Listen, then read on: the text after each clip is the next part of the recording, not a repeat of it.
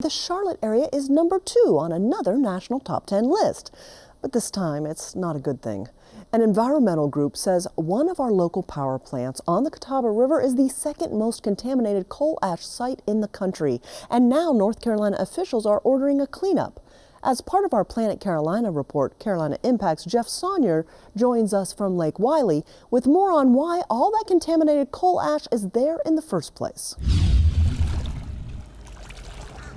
Big fish come out of this lake. Yes, sir, they do.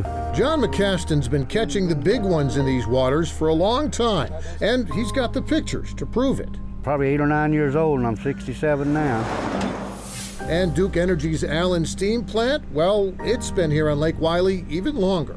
If you pay attention to all the boats that leave here going fishing, most of them head straight up to Allen's discharge to catch the large catfish, the large bass, the crappie, the white perch. That's their go-to destination, the discharge coming out of Allen's Steam Plant. So that water better be clean. It is clean, I'm sure.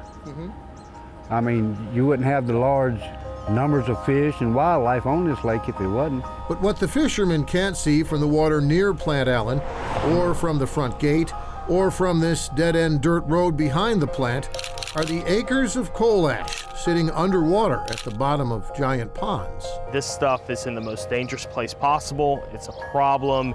It needs to go somewhere else. Sam Perkins is the former Catawba River keeper who fought for years to safely remove the toxic coal ash from Plant Allen on Lake Wylie and from a second Duke Energy plant further north on Lake Norman. The last place you want it is propped up 80 feet high on the banks of your drinking water reservoir.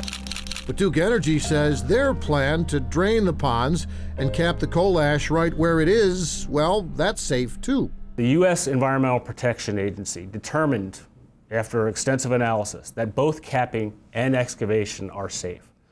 So if either method works, why would you put neighbors through billions more in costs and decades longer in disruption for no measurable scientific benefit?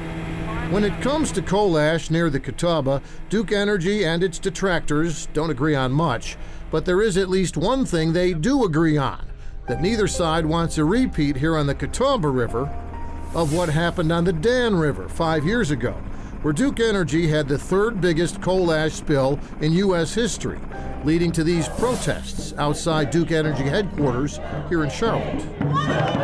Clean water! Dan River was a catalytic event for the company, and it forced us to re-examine how we are closing all the basins. We had a pipe there collapse, and millions of gallons of water went out that pipe. With the basins that we're closing now, we've either already removed all that water, or we're in the process of safely removing it now. Since then, Duke has closed 22 coal ash basins at its power plants, including the old Riverbend station on Mountain Island Lake. 2 stacks down, 4 stacks down, half the powerhouse down, it's gone. These sites that we have here around the Charlotte region are much larger, much more visual, and would have much more of an impact than the Dan River spill had on the Dan River downstream. Now North Carolina is ordering coal ash removed from all Duke power stations, including the Allen and Marshall plants here on the Catawba River.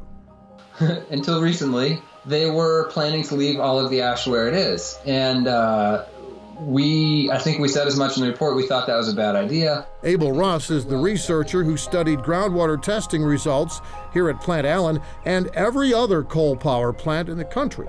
And we were just checking to see whether the groundwater at each coal plant was unsafe, whether it had unsafe levels of coal ash pollutants. We're talking with him via Skype from his office in Vermont. Your ranking has the Allen plant number 2. Does that mean it's the second worst contamination site in the country?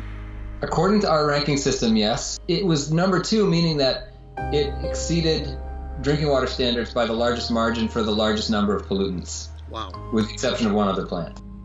Cobalt was over 500 times above drinking water standards. Other pollutants that were also elevated included arsenic, which was 6 times higher than drinking water standards, beryllium, 6 times higher than drinking water standards, lithium, 12 times higher than drinking water standards, and a few others.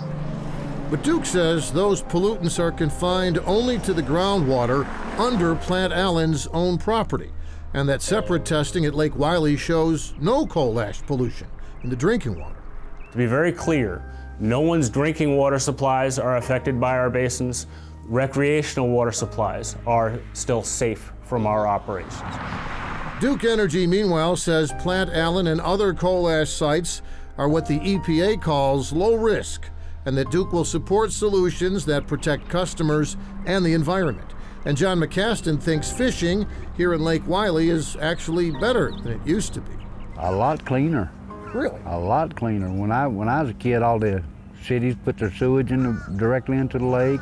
Now, say river watchers, if they can just get rid of the coal ash, too.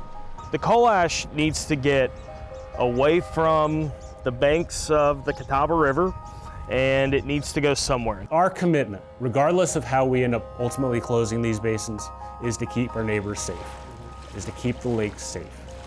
For Carolina Impact, I'm Jeff Sonia reporting. Thanks so much, Jeff. We've got a link to the National Coal Ash Study on our website at pbscharlotte.org. Then click on our Carolina Impact page.